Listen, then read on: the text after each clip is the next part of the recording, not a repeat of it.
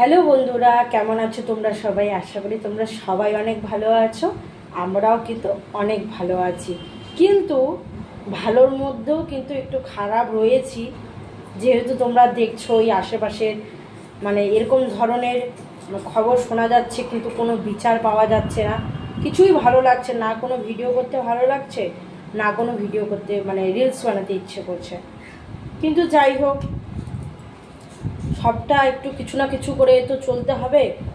তো সত্যি কথা বলতে কিছুই ভালো লাগছে না, মানে মনটা ভালো নেই, কিছু কাজও ভালো লাগছে না। তারপরেও চলে এলাম, ভাবছি না তোমাদের সাথে একটু কথা বলি, তো তার জন্যই চলে এলাম।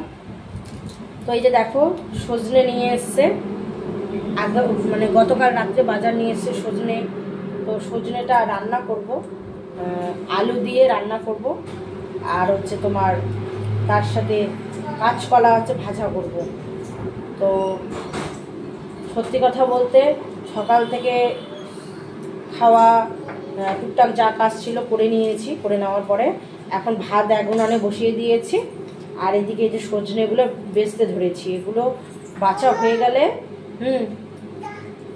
তুমি রাখবে কি না চাকুটা? আমি সজনেটা চাকু দিয়ে ছুলছি, মাম্মা ভীষণ পরিমাণে কান্না, মানে ও চাকু দিয়ে ছুলবে, মানে কি বলবো। আর একটুকু মেয়েটার মনে ভয় নেই, যতক্ষণ মানে একটু বিপদ ডেকে আনবে না ততক্ষণ আর শান্তি হয় না। তো যাই হোক, এত পরিমাণে জেদ হয়ে গেছে বাড়ি থেকে এসে, না মানে কিছু বলারই ভাষা নেই। একটুতেই কান্নাকাটি করছে, কিছু বলার নেই। তো আজকে কিন্তু মঙ্গলবার, তো ঘড়িতে এখন প্রায় 12:30 বাজে, আর আমি এদিকে রান্নাটাও বসিয়ে দিয়েছি, আস্তে আস্তে কাজ করছি।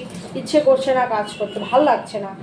খবর টবরগুলো সবসময় শুনছি, কিন্তু কোনো মানে একটা যে রাস্তা যেটা শুনলে, কথাটা শুনলে ভালো লাগবে, সেই জিনিসটা এখনো অবধি হচ্ছে না, যার জন্যই খারাপ লাগছে।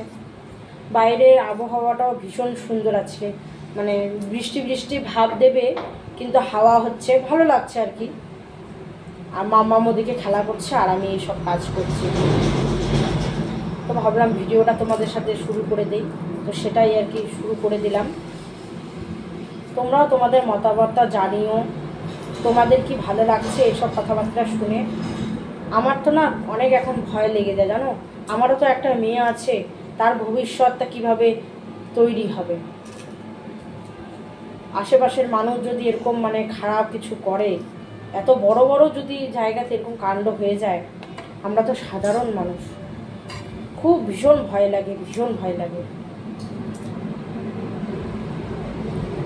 এমনিতেই তো মেয়েদের কত রকম কষ্ট, কত রকম অশান্তি, তাই না? তো চলো তোমরা দেখতে থাকো, আমি আমার কাজটুকুও করে নেই, নাহলে প্রচুর লেট হয়ে যাবে। এই ব্লগটা করার পরের থেকেই মানে তোমাদের দাদাও একটু বলেছে যে দেখো বাইরে যা হওয়ার হচ্ছে, এটা তো আমরা কিছু করতে পারছি না, কিন্তু সবাই তো প্রতিবাদ করছে, আন্দোলন করছে, মিছিল করছে, কিন্তু আমাদেরকে তো স্বাভাবিকভাবে থাকতে হবে, তাই না? এই জন্যই আর কি যতটা পারছি চেষ্টা করছি এখন একটু ঠিকঠাক করে রাখার মনটাকে, যাতে আগামী দিনগুলোতে ভালোভাবে কাটাতে পারি। আর সুবিচার তো একদিন না একদিন দিতেই হবে, যেহেতু সবাই পথে নেমেছে, মিছিল করছে, প্রতিবাদ করছে, সেই তো কিছু না কিছু তো অবশ্যই হবে। সেই সুবিচারটার অপেক্ষায় আমরাও রয়েছি, আবার তোমরাও রয়েছো, আমিও জানি। তো ভগবান করুক তাড়াতাড়ি যেন এটা সমাধান হয়। কোনো সময় মাম্মামটা এত সব কাণ্ড করে, কি আর বলবো। এই যে দেখো, সব কিছু এলোমেলো করে খেলে টেলে এখন এই ঘরে বাদ দিয়ে ওই ঘরে গিয়ে চুপ করে বসে খেলছে। আর কি করছে তোমরা নিজেই দেখো। কি করছো এখানে দাঁড়া দাঁড়া? কি করছো? কেন ফ্যানের নিচে হাওয়া খাওয়া যায় না? হ্যাঁ, ফ্যানের নিচে হাওয়া খাওয়া যাচ্ছে না? ওই ঘরে যাও, ফ্যানের নিচে হাওয়া খাই দাও বসে বসে। যতই ঘরটাকে সুন্দরভাবে গুছিয়ে রাখি, গোছানো আর থাকে না। মামামটা এখন বড় হয়েছে না, সব জিনিস নিয়ে খেলা করে, কিছু মানে বলতেও পারি না, রাগ দেখায়, বকা দিই, তারপরেও দেখি ও হচ্ছে তোমার মানে এত কিছু করে রাখে। কিন্তু যখন আবার ওকে ভালোভাবে বলি, শোনা, গুছিয়ে রাখো, এটা ধরো না, ওটা করো না, ও কিন্তু শোনে। কিন্তু কোনো সময় যখন জেদ উঠে যায় তখন আর কিছু বলারই নেই। দিন দিন জেদটা বেড়েই চলেছে। আর তোমাদের দাদা তো কোনো সময় জেদ করলে খুব রাগ হয়ে যায়, তখন আমি বলি চুপ করে থাকো, আমি যা বলার বলবো, তুমি কিছু বলো না। এটাই তো নিয়ম বলো, মা বা বাবা একজন বকা দিবে, একজন আদর করবে, তাই না? দুইজনই যদি বাচ্চাটাকে রাগ বকা দেখাই তাহলে বাচ্চাটা আর কী শিখবে, তাই না? কাণ্ড করেছে দেখেছো? এই যে দেখো, এটাকে ভেঙে ফেলেছে, এটার মধ্যে দাঁড়িয়ে দাঁড়িয়ে থেকে এটাকে ভেঙে ফেলেছে। এই যে দেখো, কি বলবে তোমরা এবার বলো তো, বলো। দেখেছো? এই যে দেখো, লুচি ভাজা এই ঝুড়িটা মানে ছাঁকনিটা দেখলো ভেঙে ফেলেছে। দেখো, এটার মধ্যে দাঁড়িয়ে বসছিল এতক্ষণ থেকে, বসে বসে এটাকে ভেঙে দিল। মানে এরকম ধরনের দুষ্টুমি করে। এই যে দেখো, আমি বিছানাটা বাইরে থেকে নিয়ে এসে সব গুছালাম, রান্না জাস্ট কমপ্লিট করলাম। এই যে দেখো, সজনে আলু তরকারি, কালকে রাতে এই যে কাঁঠালের বীজ আর একটু আলু সেদ্ধ দিয়ে ভাজা ভাজা করেছিলাম, মানে সেদ্ধ করে বাটা করেছিলাম, তো ওটা ভাজছিলাম, ওটা আমার ভীষণ খেতে ভালো লেগেছে, তাও রেখে দিয়েছি। আর এই যে তোমাদের দাদার জন্য একটু কলা ভাজা করে রেখেছি। আর আমি এদিকে রান্না করে সব এই যে রেডি করে রাখছি, ওর খাবারটা জাস্ট নামালাম, কড়াই টড়াই মাজবো, আর ও ওটা ভেঙে টেঙ্গে এরকম কাণ্ড করে দিল। তোমরাই বলো, এরকম দুষ্টুমি বাচ্চা কি করলে ঠিক হয়? তোমরাই বলো, এরকম দুষ্টুমি বাচ্চা কি করলে ঠিক হবে? তোমরাই বলো। দেখেছো? দেখো কেন ভাঙলে ওটা তুমি, হ্যাঁ? আর আবহাওয়াটা একদম মানে ওয়েদারটা একদম খারাপ। মামামের জন্য গরম জল বসিয়ে দিয়েছি। ট্যাঙ্কির জলটা না ভীষণ ঠান্ডা বের হয়, দুপুরের পরে না প্রচণ্ড ঠান্ডা বের হয়। যে দেখো, রোদের ভাব আছে কিন্তু প্রচণ্ড পরিমাণে হাওয়া হচ্ছে। এই দেখো,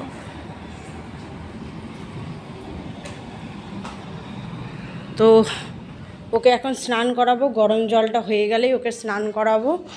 আর দেখো, মামামের কাপড়গুলো এখানে কিভাবে পড়ে আছে। বাড়ি থেকে এসে না সব কাপড় এভাবে ফেলে রেখেছি, ওগুলো আর গুছানো হয়নি। সব নতুন ড্রেসগুলো আলাদা করতে হবে, পুরনো ড্রেসগুলো আলাদা করতে হবে, অনেক কাজে। যে দেখো, এখানে কতগুলো কাপড় ভাঁজ করে রেখেছি, অথচ ওগুলো ঢুকানো হয়নি, ওগুলো ঠিক করে রাখতে হবে। এদিকেও কাপড় চোপড়গুলো এনে রেখে দিয়েছি, এগুলো গুছাতে হবে সব। এই যে ঘড়িতে 1:30 বাজে, মামামকে চলো স্নানটা করিয়ে দিই, তোমরা সাথে থেকো, আমি আবারও আসছি, ঠিক আছে? তো দুপুরবেলা রান্না করা তো সব কমপ্লিট, তোমরা দেখতেই পেলে। তারপরে এই যে তোমাদের দাদা দুপুরবেলা খাওয়ার সময় এসেছে। কি নিয়ে এসেছে বলো তো? তোমরা দেখতেই পাবে কি নিয়ে এসেছে। তো কিছুদিন আগে মানে 1-2 দিন আগে একটা ভ্লগে আমি শেয়ার করেছিলাম যে আমরা ফ্রিজের দোকানে গিয়েছিলাম ফ্রিজ নেওয়ার জন্য, কিন্তু সেদিন আমাদের পছন্দসই ছিল না। তারপরে পরে এই জিনিসটা এসেছিল। তো তোমাদের দাদা আজকে সকালবেলা সেই মানে দোকানদারটা ফোন করে বলেছিল যে জিনিসটা যেহেতু চলে এসছে, তো তোমাদের দাদা আমাকে বলেনি আর কি যে আজকে ফ্রিজটা ঢুকাবে, মানে কিছুই বলেনি।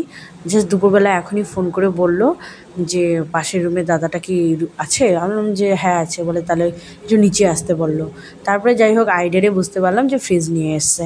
তারপরে দেখো, ওই যে টোটোওয়ালা ছেলেটা শুধু তোমাদের দাদাটা সেটিং করে নিল ভালোভাবে।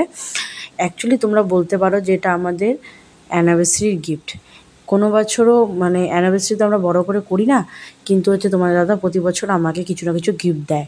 তো এবছরও দেয় তো সব কিছুই, শাড়ি, চুড়িদার, কুর্তি, এভরিথিং যেটাই চাই না কেন ও না চাওয়ার আগেই আমাকে দিয়ে দেয়, মানে চাওয়ার আগেই সব দিয়ে দেয়। কিন্তু আমাকে কোনোদিনও ওকে বলতে হয় না, কোনো জিনিস পছন্দ হলে ও যদি বলে তাহলে আমাকে কিন্তু নিয়ে দেয়, আমি কোনোদিনও মানে আমাকে আগের থেকে বলতে হয় না। তো এবার বলেছিল, তো আমি বলছিলাম যে যা গরম পড়েছে একটা ফ্রিজ হলে ভালো হতো, তো সেই জন্যই আর কি ফ্রিজটা আনা আর কি। আর বুঝতেই পারো তোমাদের দাদা সারা সপ্তাহ কাজে ব্যস্ত থাকে, বাজার টাজার করারও সময় পায় না, তাই আর কি একবারে বাজার টাজার করে নিয়ে আসবে। তো ওদিকে ফ্রিজ ট্রিজ সেটিং করে রাত্রে একটু চাউমিন বানিয়ে খেয়ে নিলাম। আর এই জায়গাটা এখন পরিষ্কার করে নিয়েছি। মামাম না ঠাকুরের সব বাসনপত্র নিয়ে খেলা করে, তো এই ঝুড়িটাকে এখানে রেখে মশলাপাতি সব ঝুড়ির মধ্যে দিয়ে দিলাম, আর ঠাকুরের বাসন টাসনগুলোকে সব হচ্ছে কাছাকাছি করে দিলাম। তো তোমাদের কেমন লাগলো ভ্লগটা অবশ্যই কিন্তু জানাবে, আর গিফটটা কেমন লাগলো সেটাও কিন্তু অবশ্যই জানাবে। প্রি অ্যানিভার্সারি গিফট কেমন লাগলো তোমরা কিন্তু অবশ্যই জানিও, ঠিক আছে? চলো সবাইকে টাটা, গুড নাইট।